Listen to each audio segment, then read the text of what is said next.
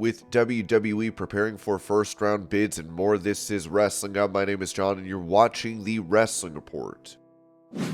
Before we get into the rest of the video, make sure you subscribe to Wrestling Hub and turn on all notifications to stay up to date with everything in the world of pro wrestling. Also, don't forget to follow us on Instagram at Wrestling Hub Official and follow us on Twitter at Wrestling_Hub.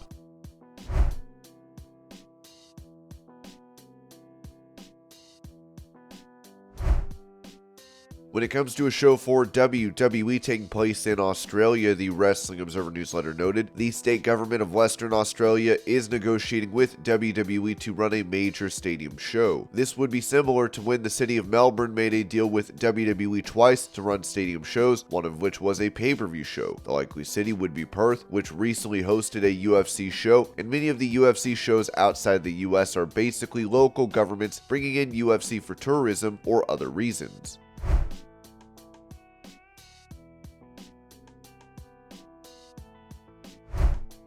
During an interview on The Sessions, Chris Jericho talked about those that are considered locker room leaders in AEW. So backstage, it's a lot of advice given out, a lot of listening, a lot of bartending listening, a lot of I got a problem with this, I got a problem with that. There's a lot of working closely with Tony Khan, a lot of locker room leading, especially over the last 6 months or so, when we kind of had to take the reins back, when there was a lot of bad publicity and a lot of uncertainty in the dressing room. As a matter of fact, your man Jon Moxley and Bryan Danielson and myself we have to really take charge here because we're going to lose the dressing room, and if you lose the dressing room, you're screwed. So there's a lot of that sort of thing going on. Basically everything. I think it's almost kind of like a real general. Tony Khan's probably got a lot of right-hand men, but I think I'm probably one of them, and also too, kind of just helping out the locker room and produce probably half the backstage promos that you see. Just trying to help as much as I can.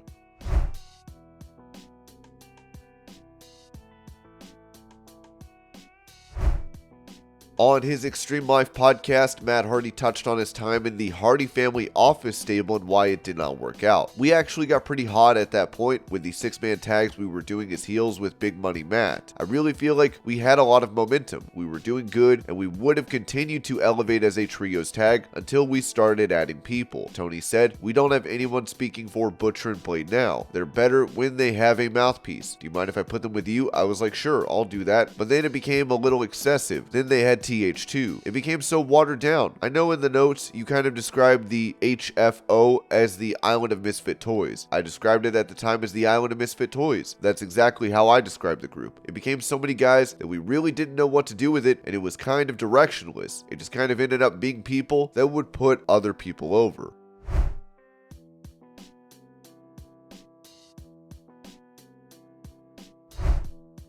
Discussing the Judgment Day faction on After the Bell, former leader of the group Edge revealed this: "It's been a year now since we first conceptualized the idea of the Judgment Day. It was over a year ago now. It really started at WrestleMania the night that Priest and I first joined together, and that became the initial nucleus of what this thing was, but then it turned into something entirely different and better, honestly. Where it's at now was the goal that I had in mind. I really thought the concept of Judgment Day, the idea behind it was, here's these really talented individuals who I truly felt weren't getting the opportunity that they deserved, and if they got that opportunity, then they could fly with it, they could run with it, whatever analogy you want to use. I'd been watching them all since NXT and kind of kept tabs on them and kept my eye on them all these years. So when I was asked about starting a group, I was asked who would be in it. The first names I said were Priest, Ripley, Balor. It changed and morphed and went through a lot of different permutations."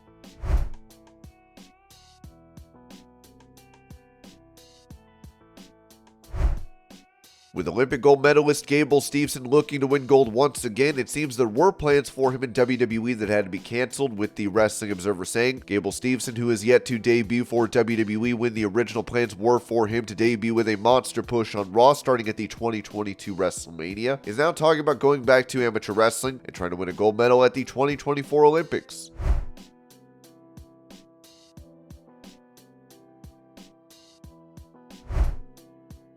Saying this about a possible return to the ring, WWE Hall of Famer Kane told PWMania.com, "I'll always leave that door open. In WWE, we never say never. I don't know what will happen. I do some stuff here and there in WWE. There's a part of me, and it's something I enjoy and want to do for the rest of my life. If it's something in the ring, I don't know. Maybe you have to ask Kane that question."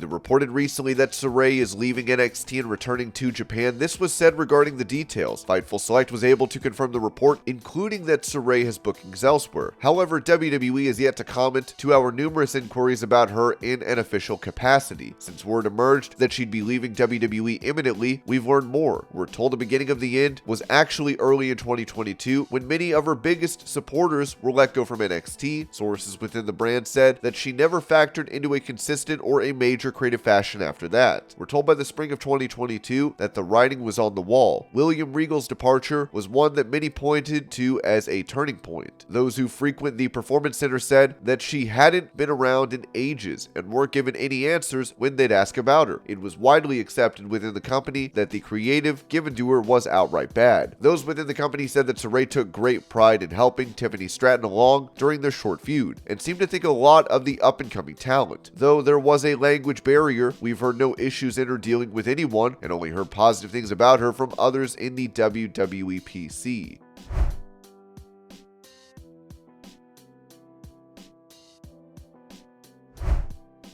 As WWE is seeking to legalize betting on their matches, Dave Meltzer explained on Wrestling Observer Radio how this could change the creative process for the company. If they do this legitimately, they can't tell anyone finish 2 matches in advance. It's not like you're going to sneak around the system. That's going to be safeguards and everything. The minute they tell people and it gets out, or even if it doesn't get out, they'll have people investigating them, and they'd be in an incredible amount of trouble for gambling violations and things like that. That's nothing to mess with. They literally can't do that. So the talent will not be able to know their finishes, at least in the matches that are being gambled on. If you're a guy and you've got a big pay-per-view match, if you're going to win the match or you're going to lose the match, the working of the match is very different. The story you tell is different. These matches are crafted, set up with agents and all of these people, and the structure of the match depends on many different things, such as where are we going next? What is the match story? How did we lead to the finish? Because what is the match finish? If you don't know any of this, I don't know how deep in the card they're going to allow the gambling to be, because they're kind of saying selective matches. The guys that this is going to affect the most is your champions, your Charlotte Flairs, your Roman Reigns, Bianca Belair, Usos, and all of them. They're the ones who need more than anyone, especially Roman Reigns, to know where he's going and what he's doing. And those are the ones who are not going to be allowed to be told, and those are the ones with the most pull. If Roman Reigns is going into that pay-per-view against Sami Zayn and he doesn't know if he's going to win or lose until the last minute, how do he and Heyman and everyone craft the storylines for the week before and the week after, and when they're going, and how you factor Cody Rhodes in and everything?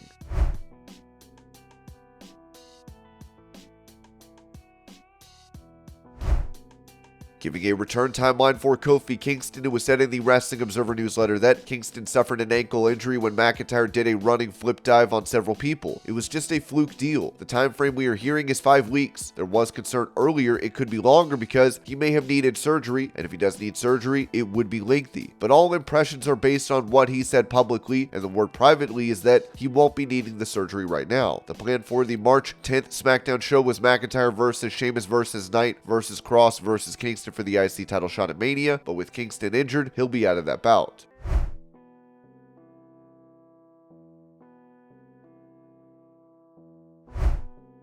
Speaking of injury updates, this was said by PW Insider regarding Ronda Rousey, who is expected to challenge for the women's tag title with Shayna Baszler at WrestleMania. Ronda Rousey is believed to be dealing with a hairline fracture of her arm. There has been no discussion internally of Rousey being expected to miss WrestleMania weekend.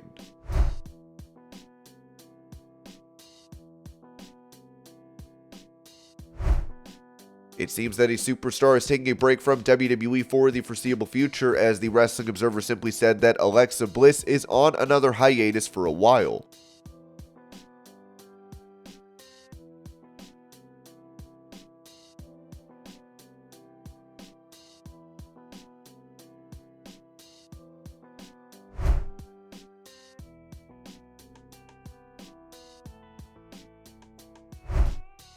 Touching on the fan engagement online for the most recent AEW event, the Wrestling Observer newsletter said that this show Revolution did 50,000 searches and was number 12 for the day in the US. That compares to 500,000 that WWE did for Elimination Chamber, and AEW had frequently since 2021 beaten WWE in Google searches for pay-per-views in the same few-week period, even to the point that the 2021 All Out beat WWE's SummerSlam.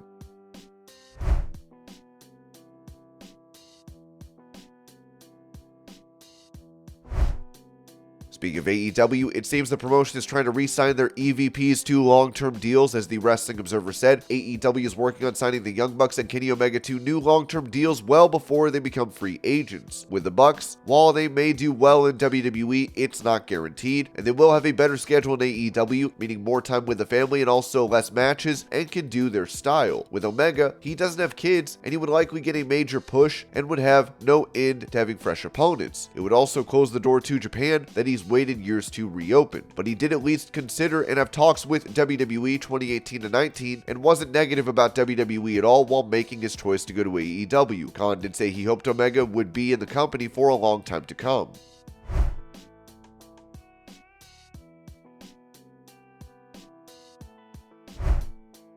In an update on WWE looking to sell the company as they have a current asking price of $9 billion, CNBC noted that WWE is set to meet with potential buyers for the company next month in preparation for first-round bids, two of the people said. There's no assurance a transaction will take place.